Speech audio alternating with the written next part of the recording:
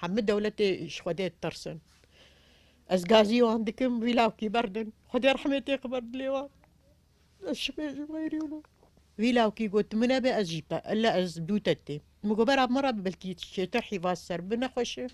ما بيتاقا يراكر هوياوي أشوف حاجز قشي إشي خوش مناني بيتاقاوي الداوان ليد ناريد قم مد مشاندن أم جيهان بردريه مال أخوة دوري هات ما تشارحب وتشكي ود مالت النادر باس نبن هات ما يعني بالضغط الجران من يجي خذ جران لاو كي من أخش أزي درباس بم هين قلت ناوي الدفيدو ويكشاندن واللي يخصن برشعبي ما وكشتن اللي يخصنك قلك ليكرن